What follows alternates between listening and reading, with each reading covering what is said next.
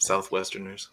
Howdy, folks. We're getting started a little early just so people can get in the stream. So this is all just informal chat. Hannibal wants to say hi because we have to have the obligatory Hannibal appearance. Let's see. Since last time we talked, Hannibal's gotten very cute. He wants to hold hands in the car. That's very cute. He's very insistent about that. And when we go around turns, he grabs tighter. He's also, out of all the toys, I have expensive toys I bought him. He's decided that a toilet brush is his favorite thing in the world. So we've had to throw out all the toilet brushes and then buy new ones that are just like dog toys.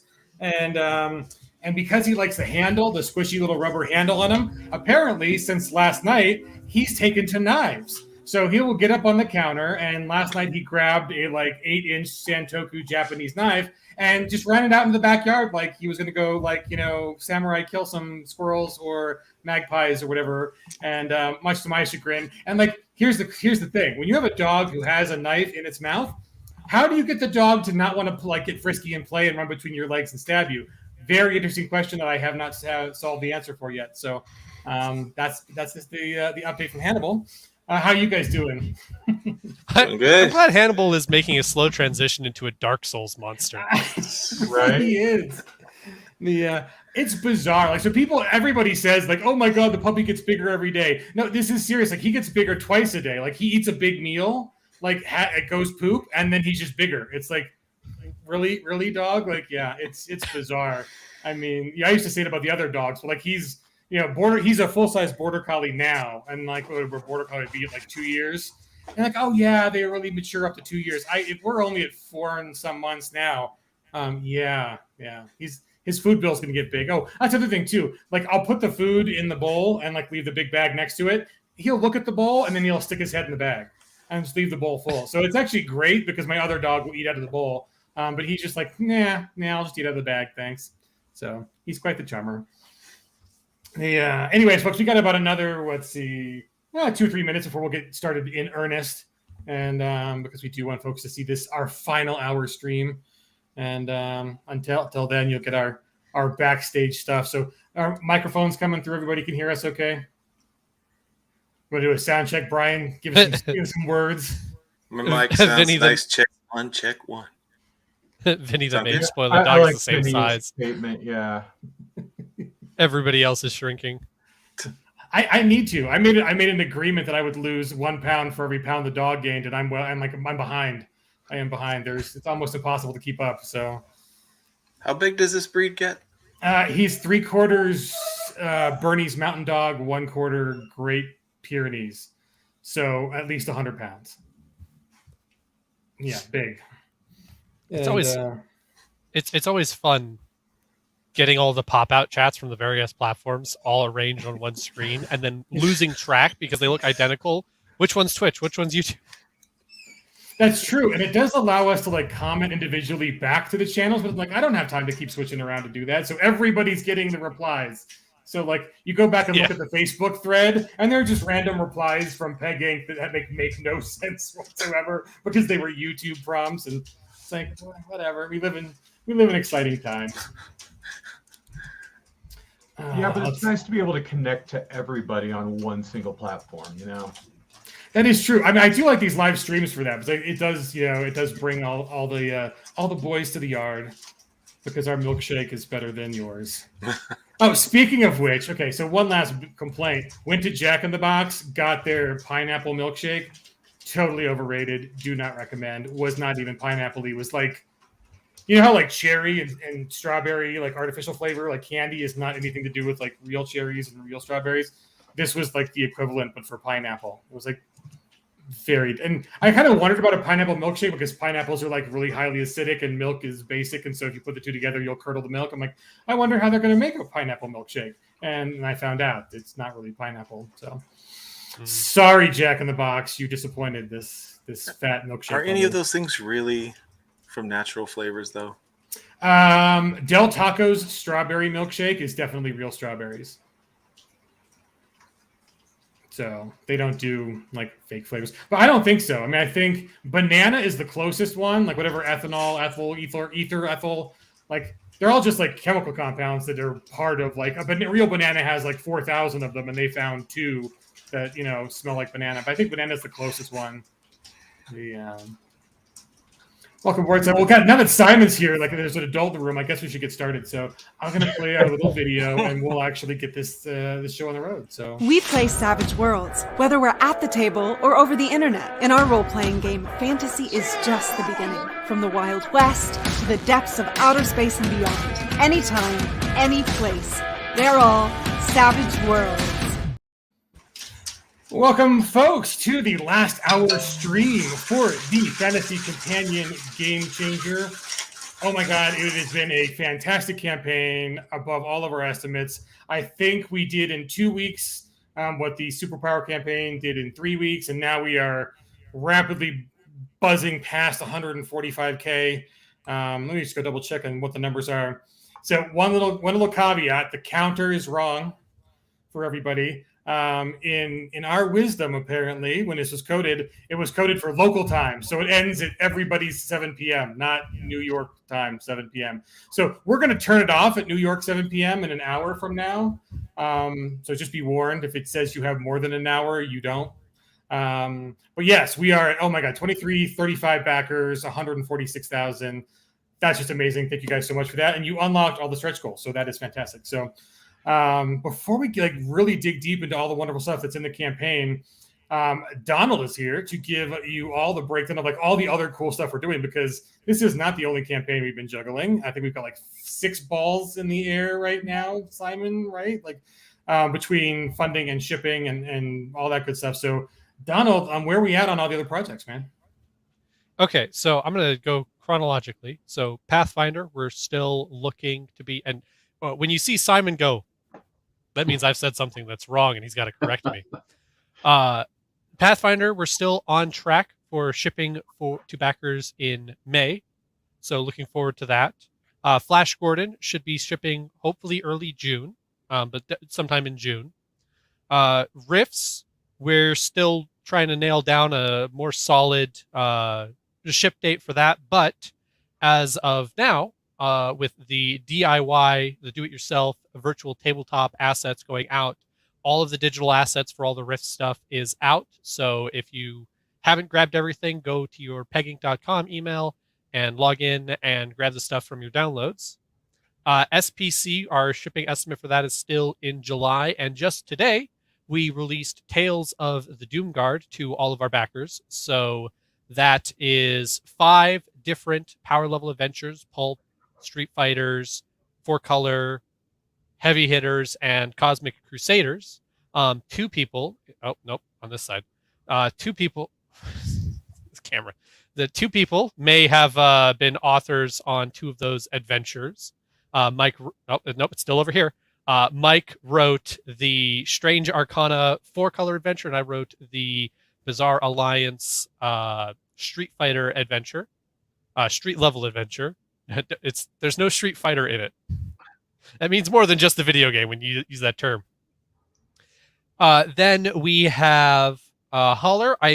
Last I heard, and Simon will correct me on this, we're getting what I think he dubbed the wet proofs from the printer, which is the actually. Yeah, we're still a little way off on Holler for wet proofs. We're expecting wet proofs for the Superpowers Companion anytime soon. Holler will be after that. Yeah, we've had a white box sample for Holler. We made some adjustments on that, and so we're waiting for proofs on that. But the SPC, the proofs for that should be coming in, and we'll show those off when they arrive. We are waiting for Rifts. You mentioned where we were with Rifts. We are waiting for production proofs from them. They sent some via UPS, which disappeared and stopped being tracked after a while. Into a rift? They disappeared into a rift? Very possible. They sent another set by FedEx, so I'm expecting those any day.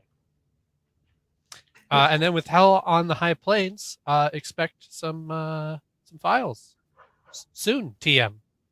I've started on social media, when we tell people soon, I've started saying soon TM, because there's any number of things that can make soon really soon or kind of soon. Yeah, we have a new version of the Hell in the High Plains file, which is almost ready to go out to backers, and then they should also be coming with cards soon after that too. So we're very close to putting out some files for the Hell in the High Plains. Yeah, spoiler alert, if the archetype cards don't go out with it, that's because I am behind. Yeah, Mr. Doom card. Just had to rewrite your adventure. But it's good, so I look forward to. I think if I can convince us to have a spot in the schedule, I'd like to do a little design corner on just going through what the process was of kind of doing like 2 kind of rewrites of my adventure, because I wrote it, so I actually have something to talk about again. Yes, I mean, there's so much writing going on recently. I mean, like, all the things are being written.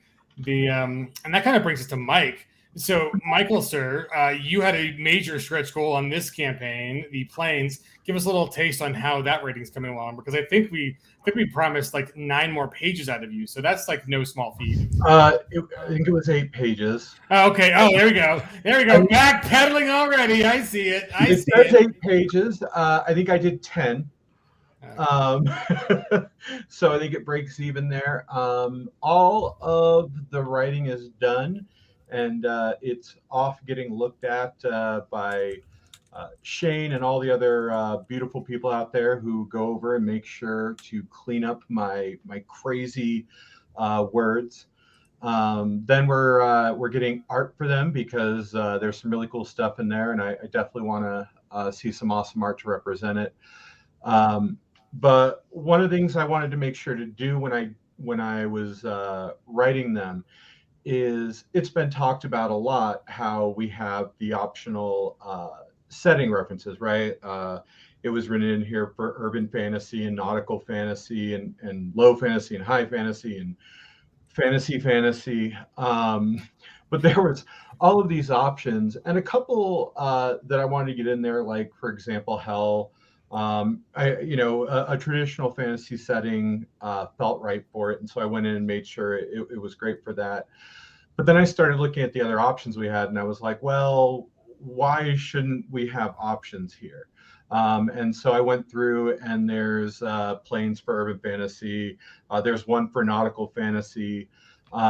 There's one that I actually, if anybody shows up and wants to play at Gen Con, I want to run a one-shot off for it, just because I think it's awesome. So there's a lot of stuff to look at, no matter what kind of fantasy setting you're playing in. A little bit of a special rule for it. And again, you can use that in that plane, one that you create, or with all the ones that are in there.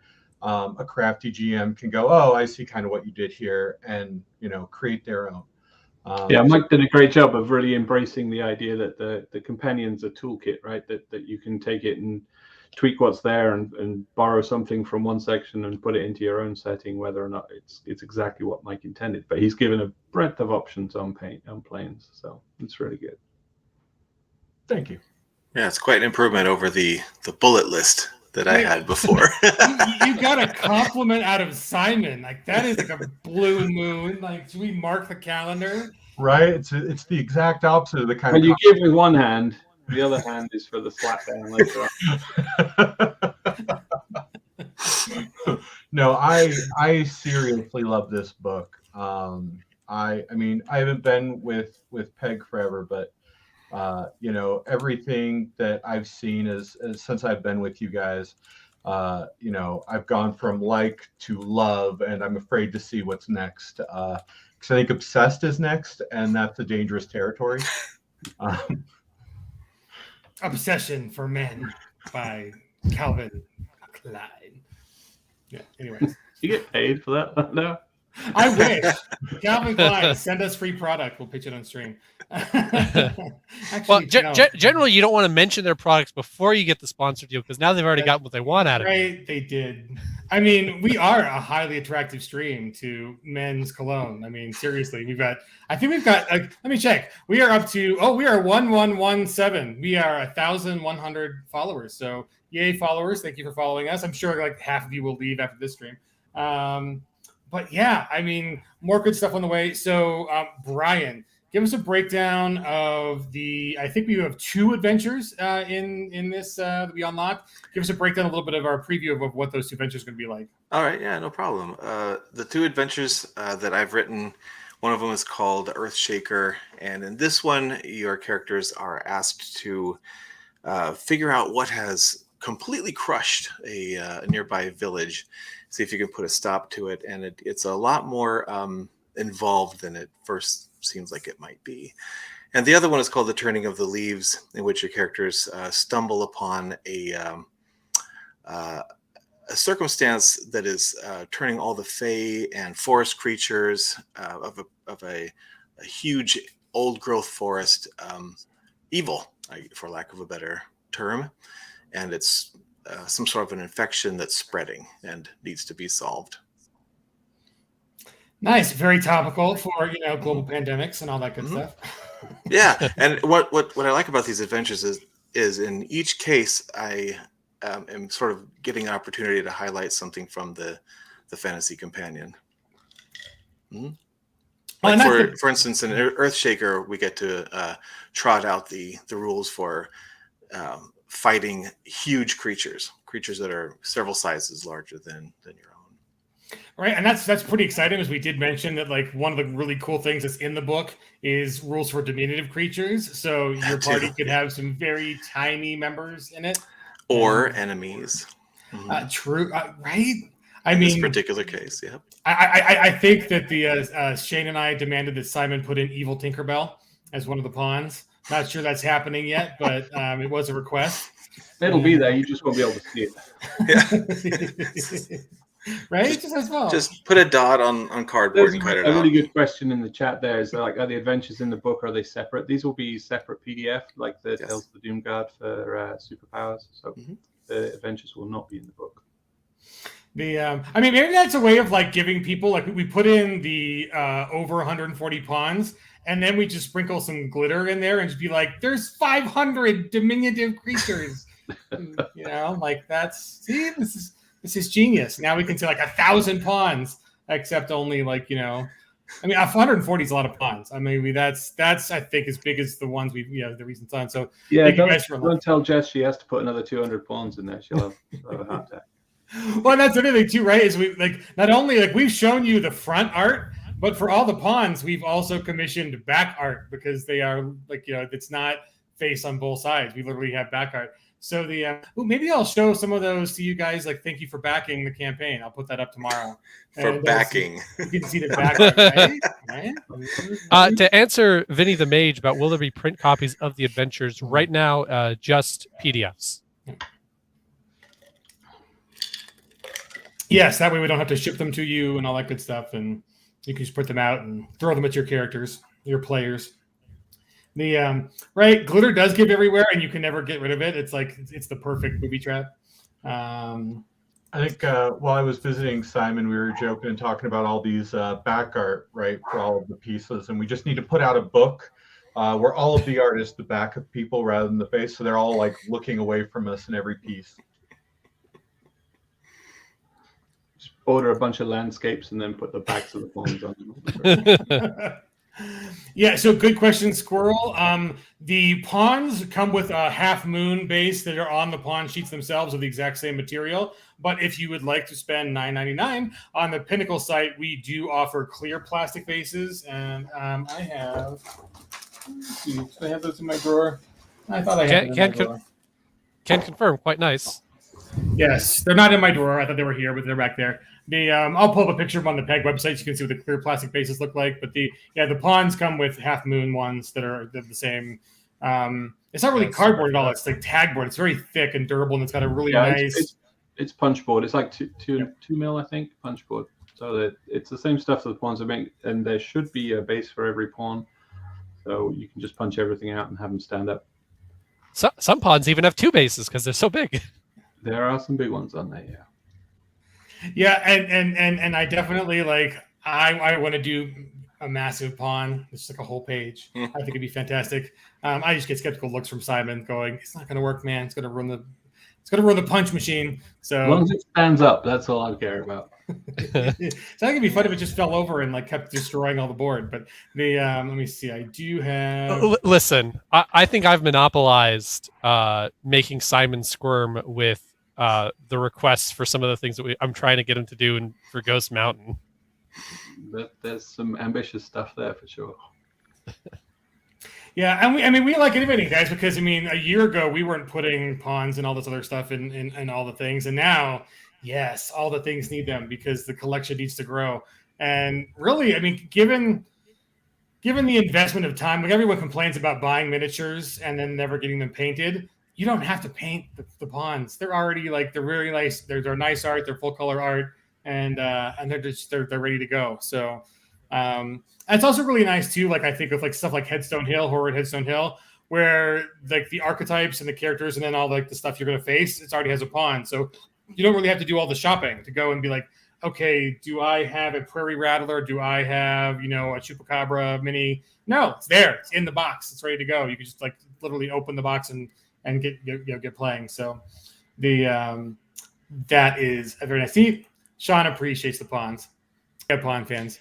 I think I've mentioned this on another stream, but I went to a few months ago. I was in Kansas for a wedding. I went to the World War I museum, and the Germans were doing pawns for war games back in World War I. So, if it was good enough for the Germans, it's good enough for us. Now we have to just yell, "They're pawns!" And, but yes, you are all pawns in my master plan, anyways. So Simon, any other goodies? Let's see. Now that your face is covered with a comment, this is fun. Yeah, Simon. No, Simon. I was just looking at the Tarask one comment. That was Mike. How big is a Tarask? I don't think we can fit it in a box. No, I don't think it would fit in. It would have its own box. Yeah.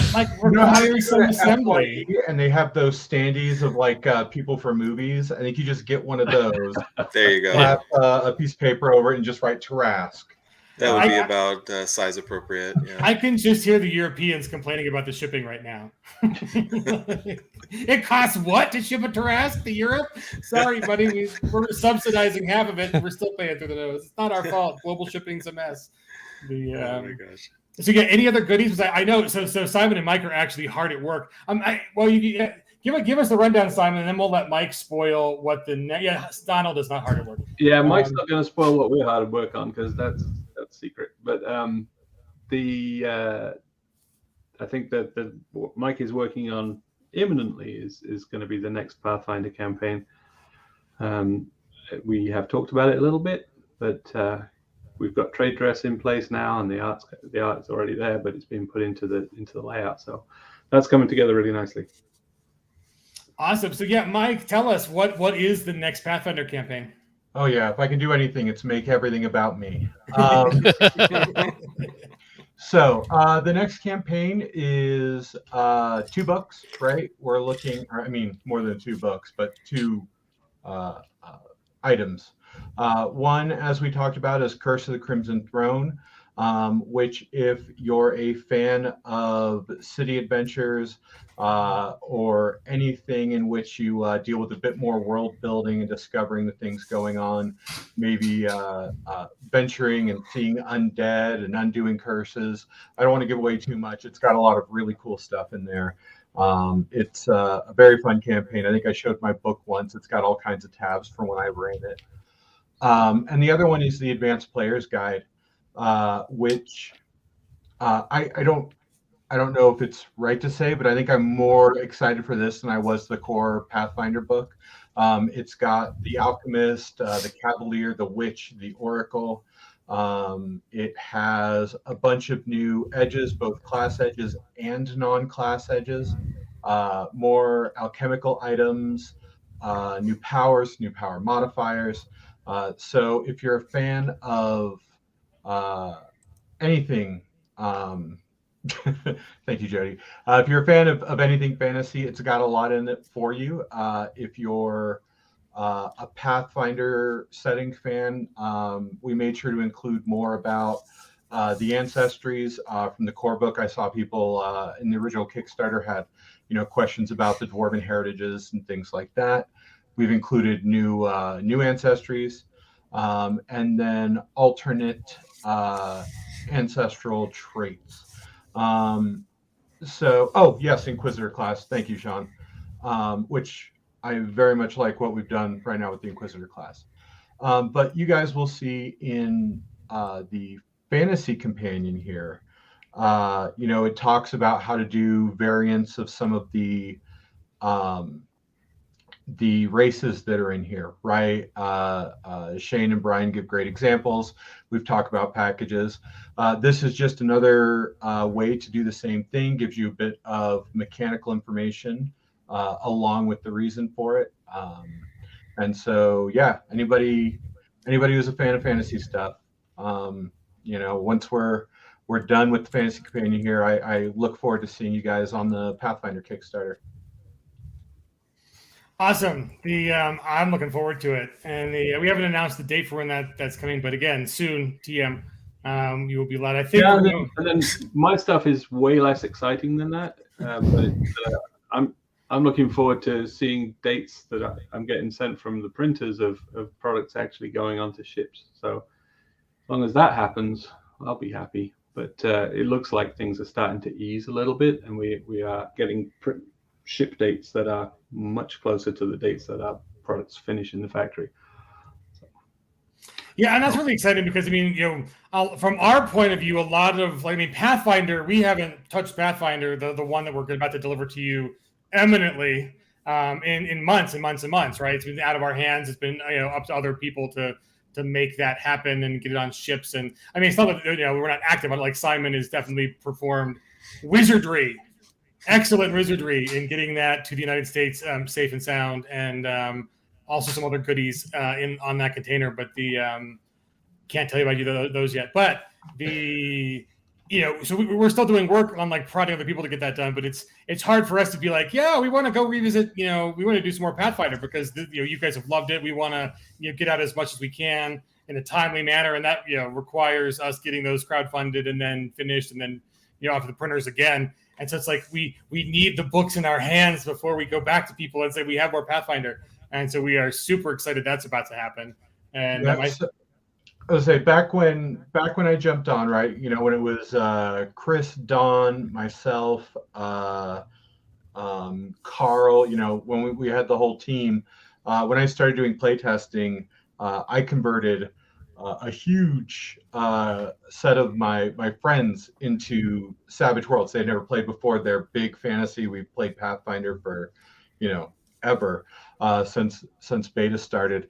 And I did not realize the daunting task of, every month or so, them looking me in the eyes and going, so how's the boat situation? I'm just like, I don't have control over the boats.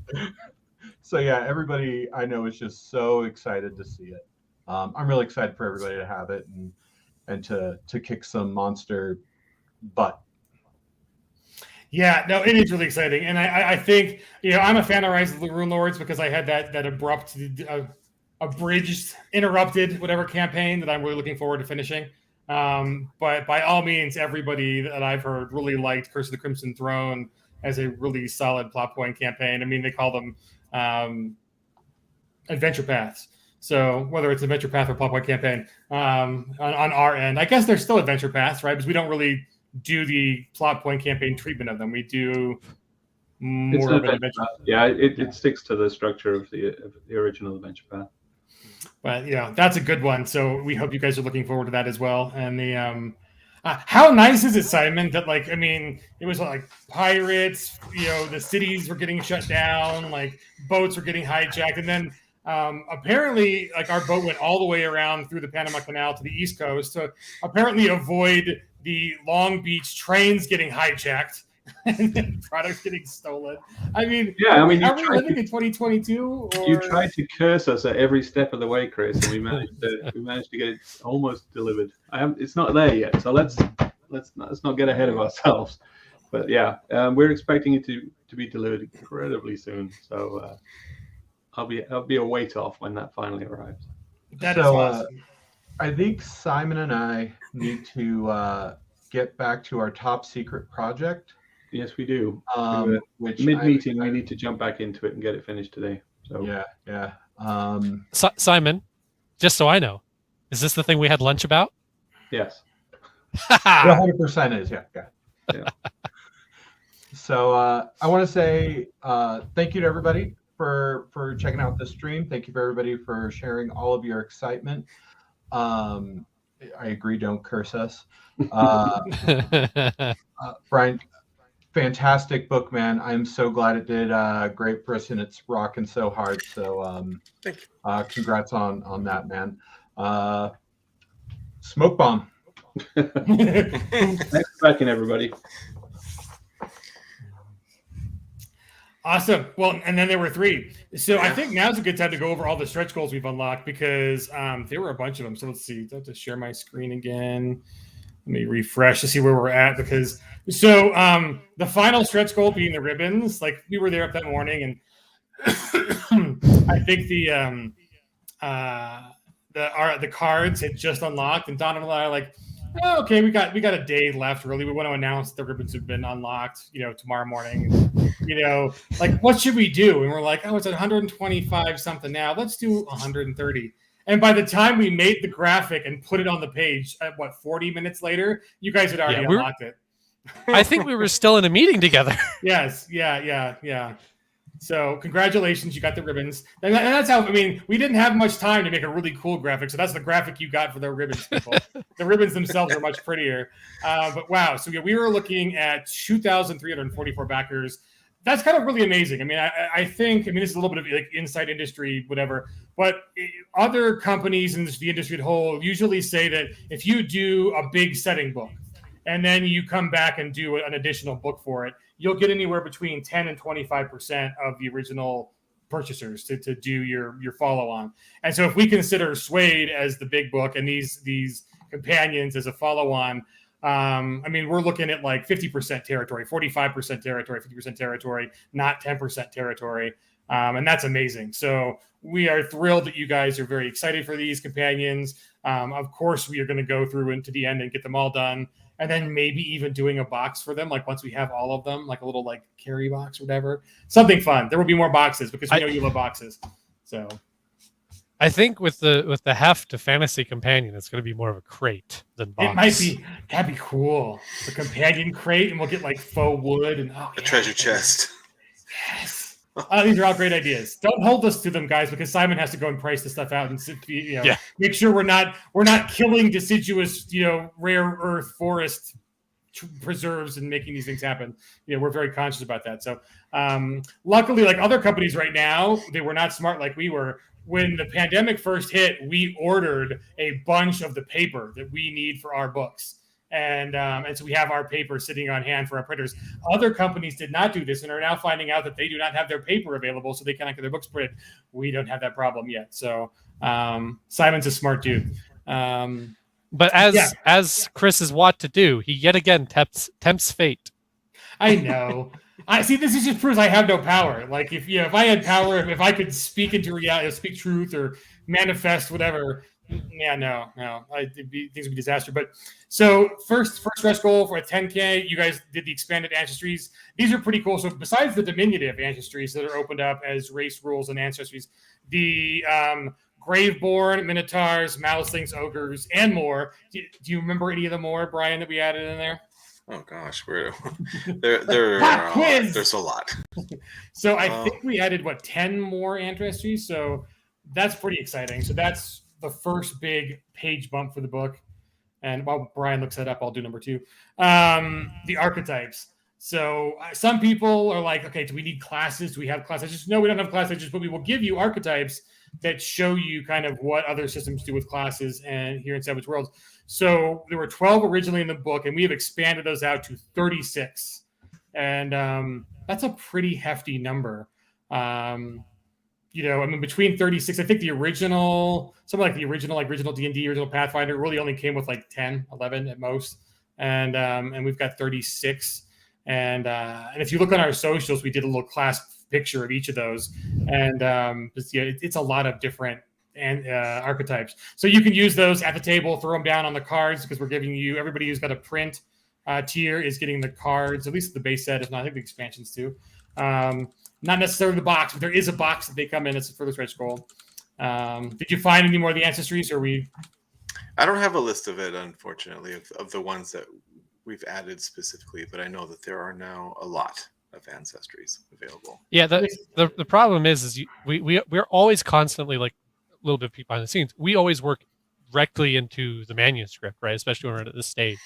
So it's not like here's a bunch of Word files that you can easily compare. It's here's an InDesign file, and we just drop the stuff straight in, and so it makes it somewhat difficult to go back and be like, okay, what was in this version versus this version without like exporting it out to a PDF and going through a whole process. So here's one of the groups of the ancestries, or of the archetypes. We've got the champion, which is some awesome art, like holding like his symbol, like face symbol. Archer, shaman, lore master, dragon warrior, beast master, totem warrior, artificer, knight, alchemist, assassin, and jester. Sadly, there is no luchador. That one might come in. Like, should we do a worldwide wrestling companion? Don't get me started. So that's one of the sets, and then the next set we did a class photo. Let's see, here we go. We've got the swashbuckler, brute, aristocrat, titan slayer, defender, Valkyrie, treasure hunter, acrobat, blade dancer, sword mage, Amazon, and soldier. And there's another set running around somewhere on our social media because I think I did all three. Here we go. This is the one. And then the originals are the druid, monk, ranger, thief, mage, healer, paladin, witch, barbarian, necromancer, bard, and warrior. So pretty impressive lineup, 36 archetypes that are all pretty fantastic. You can play them instantly, or you can just use the guides from those builds to make your own characters and structure them. Because we don't do class edges, even though there is an awesome page in the book that talks about, using, how to mimic class edges in Suede. How to put together something that sort of resembles what you might expect as a class in other games. And then Brian mentioned, so Brian already talked about the 2 adventures that we unlocked as stretch goals for him, but we have an exciting surprise guest, and who can talk about the adventure that he put in the book. Well, welcome to the stream. Let's get rid of Mr. Luchador comment and my screen. Hello, Mr. Hensley. Welcome. Hello. Hey, friends. Good seeing you, amigo. You've been globe-trotting recently with a bunch of stuff, but we're glad you could find some time to join us. Well, country trotting. That's true, yes. Back and forth. State trotting. So, yes, you are you are reporting it from the secret lair, Snowbase 2. And so, how do you feel about the Fantasy Companion campaign? I think we rocked it, right?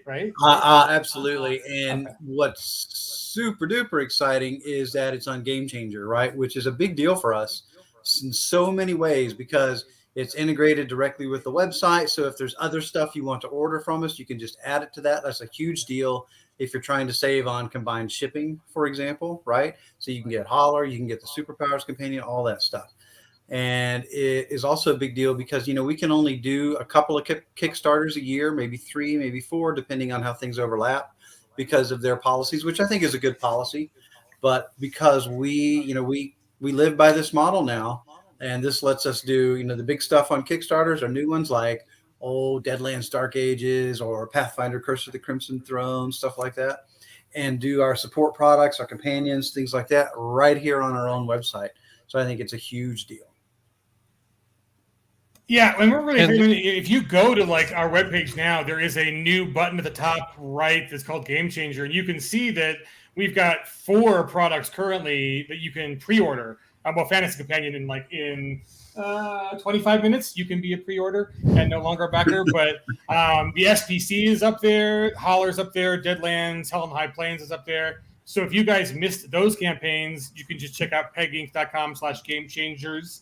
Or click on that blue icon, and those are all the things that they haven't shipped yet, so they're not shipping, but there are still pre-orders, but they are eminently they're in the chain. Simon is working hard to get those printed luxuriously, and it's really nice though too, because if you order other Pinnacle products with any of those, you get the Kickstarter special shipping rate that makes Shane poorer every day.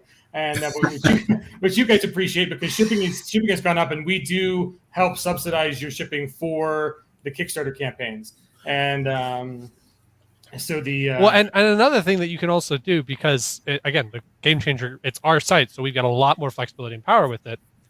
Say you back Fantasy Companion, Supers, and Hell in the High Plains, right? And if that was all on Kickstarter, those would be 3 separate parcels, and there's basically nothing we could do about it, right? But say, I want I'm not in a rush to do fantasy or to do supers or Hell in the High Plains. I can wait until the fantasy companion stuff is ready. You can hit upgrade on all 3, and then that'll put everything into one cart, and then you can check out again, and then that way you will be getting everything in one parcel, so you're only paying shipping for 1 bit.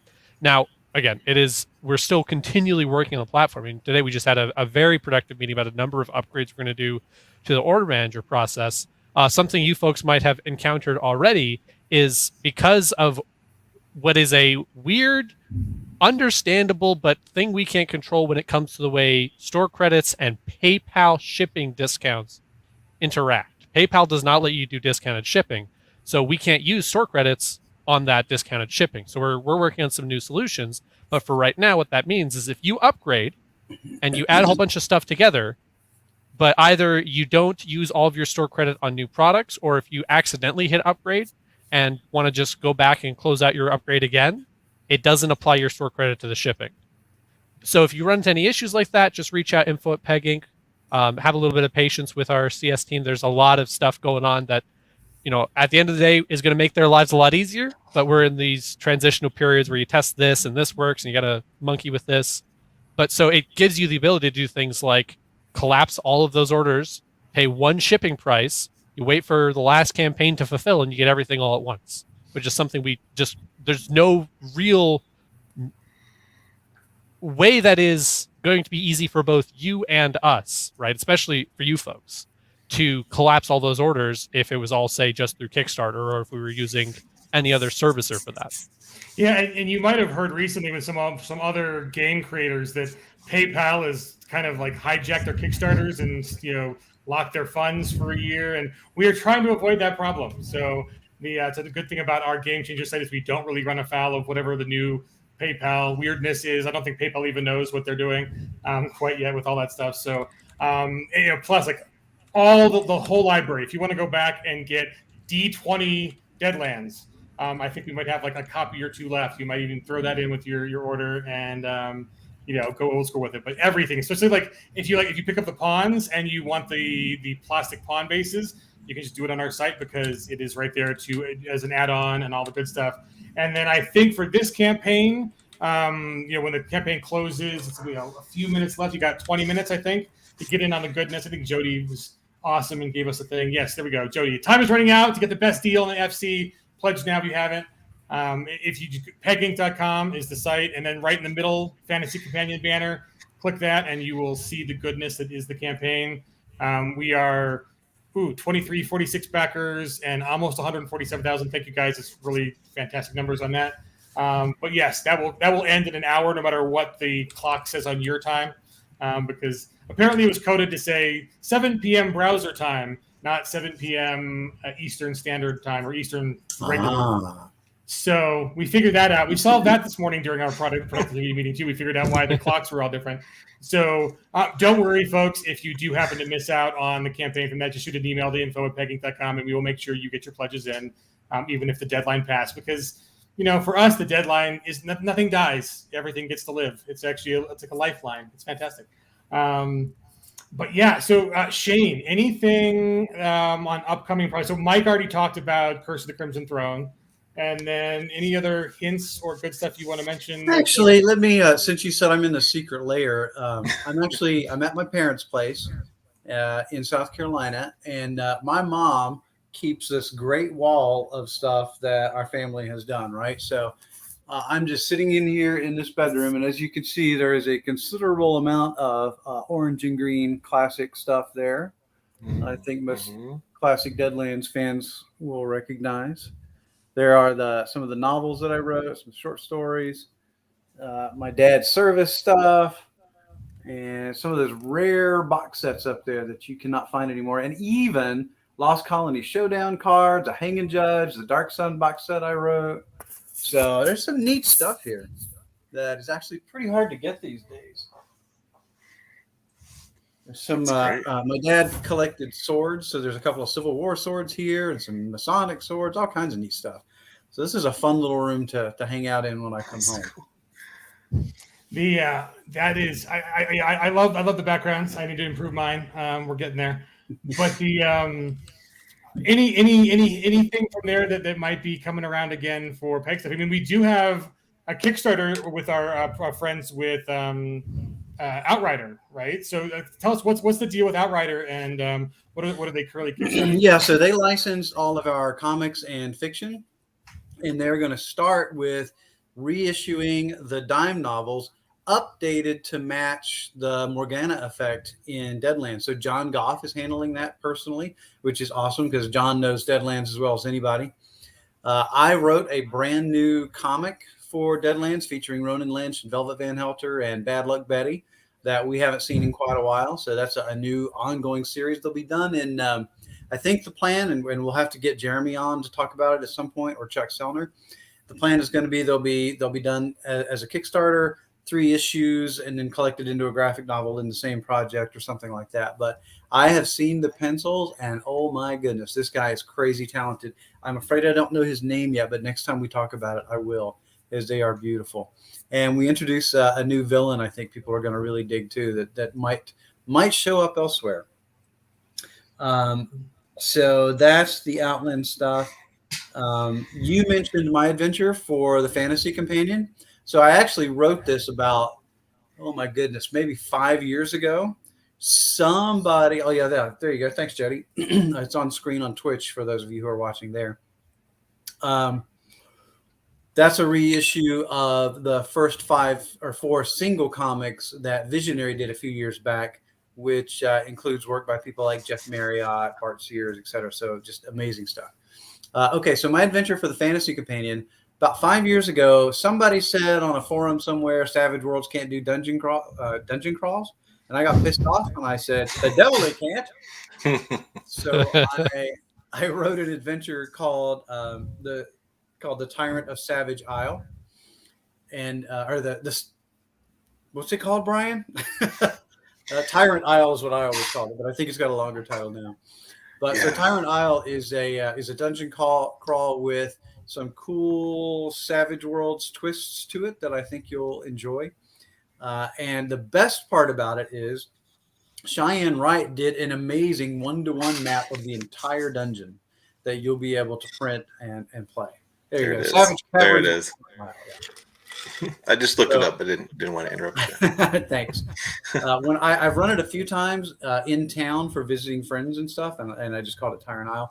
But we had a blast, and we had our miniatures, and we had I have the tiles all printed out and pasted on the foam core, so we had this big, beautiful, full color dungeon. And as you might imagine from the title, there's some water sections to it. And Cheyenne, of course, is just an incredible artist to begin with. On something like this, he really went all out.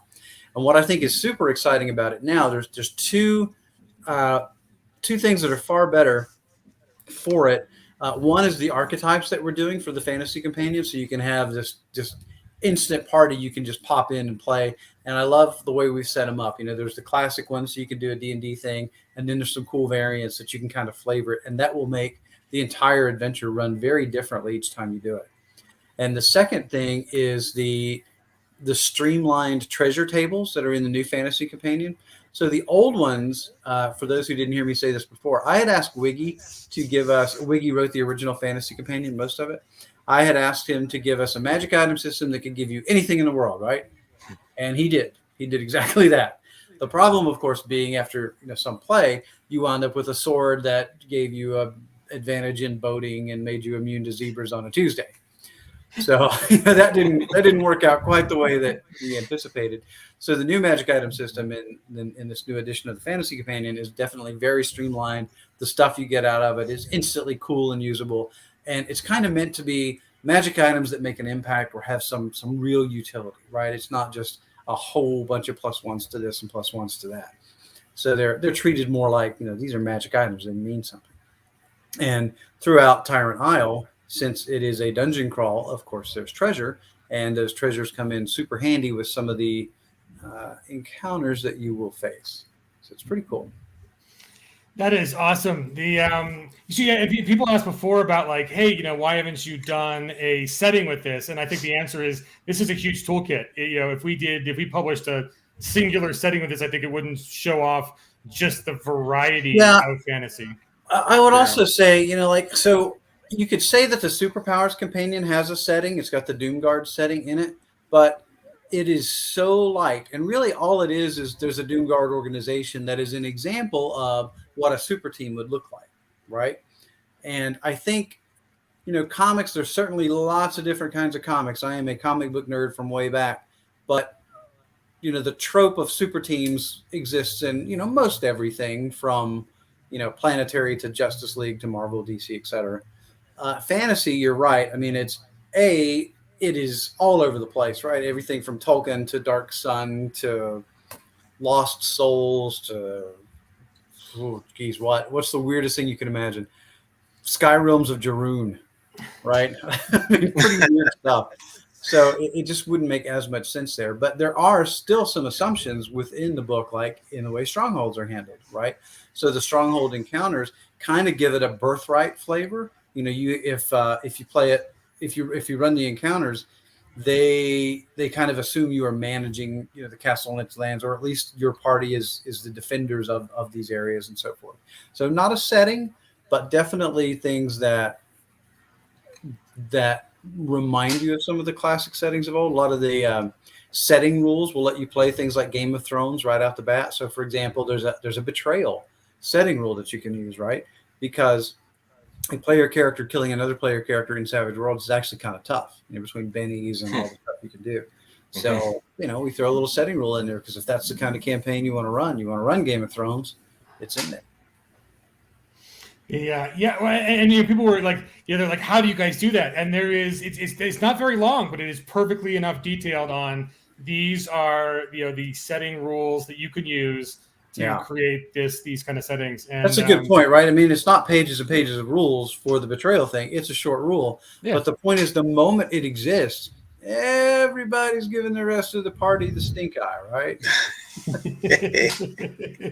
Yeah, so often with the toolkits, it's not about saying everything to the nth degree, but planting the idea that, wait a minute, I could go and kill Dave, and I could get his stuff.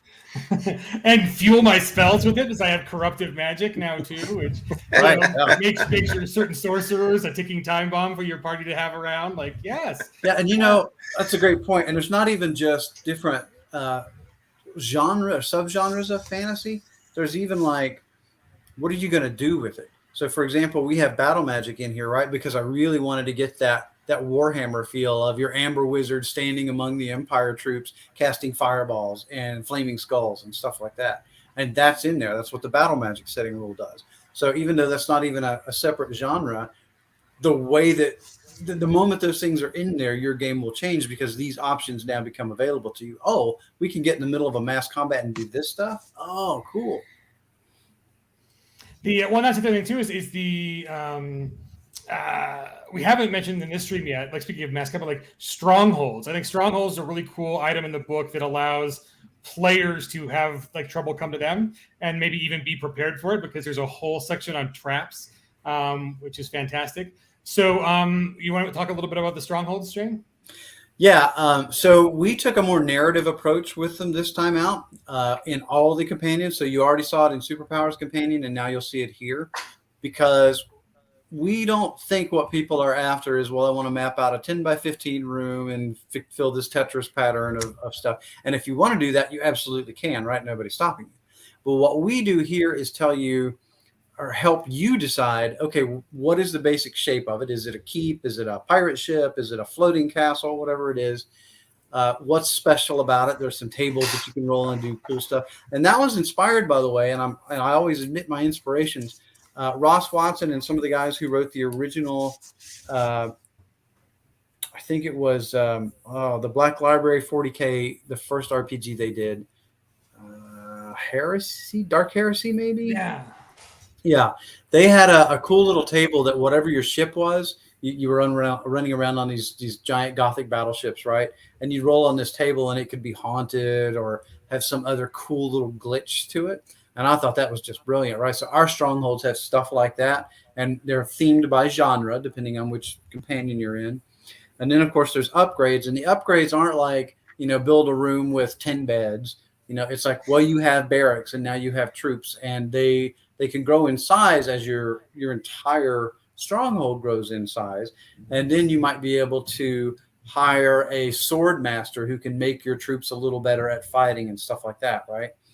And then every time you do an upgrade, this is the fun part, I think, there's an encounter. So you roll on the encounter and something will happen that affects your castle or the lands around it. And that's when you and your party have to step up and be defenders of the realm. And that's a cool little birthright light aspect to it that you can throw in the middle of any other campaign, whether it's a dungeon crawler or a Game of Thrones or a Lord of the Rings or whatever. And I think that's super cool.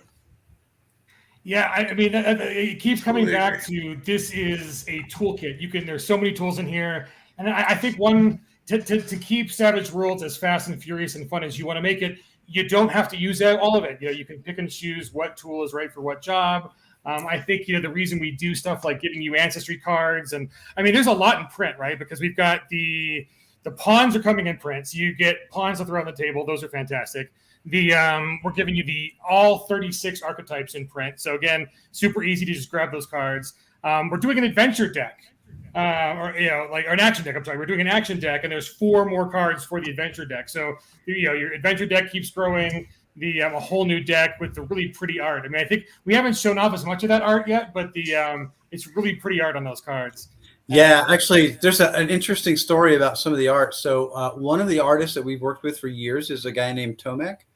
And Tomek kind of disappears now and then because he's in Poland and he has all these other weird activities he's a part of. But lately, he popped up, wanted to do some art for the Fantasy Companion. So we were thrilled to have him back. But one of the reasons that he was a little slow in getting them to us was because he has refugees in his house from Ukraine. So, we think it's great that he's taking in people and helping them out. And, obviously, we're happy to accommodate that, but we're also thrilled that he was able to do it. We, paid him and then maybe a little more because we wanted to help out with the situation. So, it's interesting.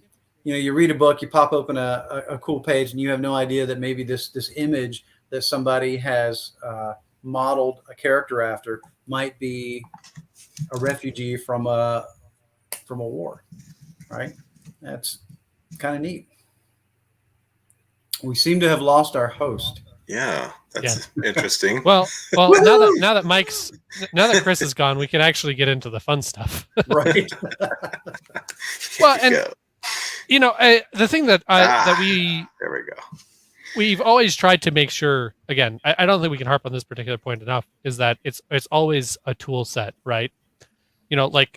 One of the things that every step of the line, either it's the rules in the book or the things that we put out, grab the stuff that you like, keep using that stuff, and that you're going to see more of that stuff going forward, right? If you're a big fan of the way the Stronghold rules work in the Fantasy Companion, well, we've got the same kind of thing going on in Superpowers and Horror, and there's no reason, right? I saw a comment earlier about Spelljammer. There's no reason you can't go and take the stuff that's going to be in the Sci-Fi Companion, reskin it a little bit, drop it into the tables, and use it all together.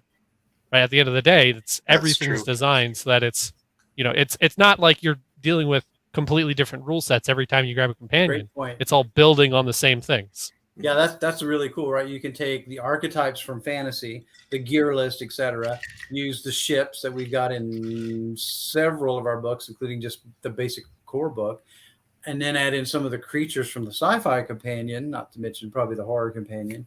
And you're right. I mean, your own version of Spelljammer or Treasure Planet, my favorite, is right there. So Shane, we do have a question. I think the answer is no, but do you want to tell us what are the remaining companions that are currently planned for production? And then we have Starla asking, will there be a pulp companion one day? So sci-fi and horror for sure. We will redo those. They're already in the works. Horror is probably 60-70% done. Sci-fi we're taking a little longer look at, so that might be next year, early next year. A lot has been done on that one, but we want to make sure that we like the way that mods work and all that kind of stuff on ships and vehicles and walkers and so on. Pulp, martial arts, post-apocalyptic, all those. We talk about them. They've not been started. Part of the question is what would be in them. So monsters, that's easy. Some setting rules, okay. Gear lists, fine. the trick, I think, is, well, no, that sounds pretty good, actually. Leave I'll tell you what I was going to say. So people have asked for a long time, why don't we do a pulp setting? And, for one thing, all of our settings are pulp because that's how we like them. But the truth is, we've never been pitched or come up with our own version of a pulp game that has a twist. And we like twists, right? So we don't really do anything that's just straight fantasy or whatever. Where we do, Pathfinder serves that great. They're straight fantasy, super rich, detailed fantasy that we love. They serve that niche perfectly. If we did fantasy, the one that we did, Evernight, the very first product we made for Savage Worlds, there's a pretty big twist right from the start. 50 Fathoms, another big twist. So pulp is already kind of everything in the kitchen sink, right? Airships and cryptids and, probably inevitable 30s Nazis and so on. So we just haven't had anything that has excited us until last year. So that's all I'll say for now. But awesome. Our schedule is full, but we do have a pretty cool pulp idea coming down the pipe at some point. Oh, that's fantastic. I'm excited. Even I don't know what's going on. Yeah, me either. I mean, that's regular for me. So I got to be in on that, though. I'm Yeah. a huge pulp fan, so I would. You'll like it. It'll tear you up. It sounds great. So 2 minutes left, folks. If you haven't backed, get to the Game Changer, start your pledge. 2 minutes left to get in on those pledge levels. There's a question about, can we add, another additional action deck? Yes. So once the campaign is over, give us a little bit of time to make sure all this stuff is in order. And we've got a couple upgrades to the upgrade process. So we're hoping to fix if you don't add on more than your previous shipping, we're hoping to fix that issue before we launch the pre-order phase. But it'll definitely be less than a month before we open pre-order phase. Hopefully much less than that. And we will let you guys know. We will email all the backers and let you know that it is now time for add-ons. And then you can add on as many action decks as you want to the print. You can add on an extra book, all the good stuff. So all the stuff that comes in print will be individual add-ons. I think the caveat on that is that we're countdown 10, 9, 8, 7. Oh, we're going to show the thing. Let's see. 5 seconds, 4 seconds. 3 seconds. Do it in time. 2 seconds. Oh, fantastic. Okay, so I'm going to do a refresh and see where we ended up on it'll still be a countdown on my clock because I am not in, I don't know, Eastern. But we are at 2351 backers, 147,170. Wow. Fantastic. Guys. Woo. That's a lot. That is much appreciated, especially during these tough times. We know that the RPGs are a great way to forget about all the crazy stuff that's going on in the world. So we are glad that you have supported us so heartily there. That's pretty amazing. And yes, it's not 2 more hours. It is done. Whew. And I'm doing the thing that's actually going to make it stop. We're making it stop. Make it stop, please. Too bad I'm not on East Coast time, but wow. So now if you refresh, it should be done. Let's see. Let's do it. Oh, no. Those are comments. Refresh. Refresh. Nitro Pack. Purge Cache, just in case. Oh, yeah. You get to see the kind of scrambling that we do every time we there we go. Yes. We need a new graphic there, guys. Yes, we should. We will come That is listen. Ugly. That is really ugly. But it's utilitarian. It at least does say that our campaign was successful. Right. I'll tell you what, I need to get back to my mother and helping out around here.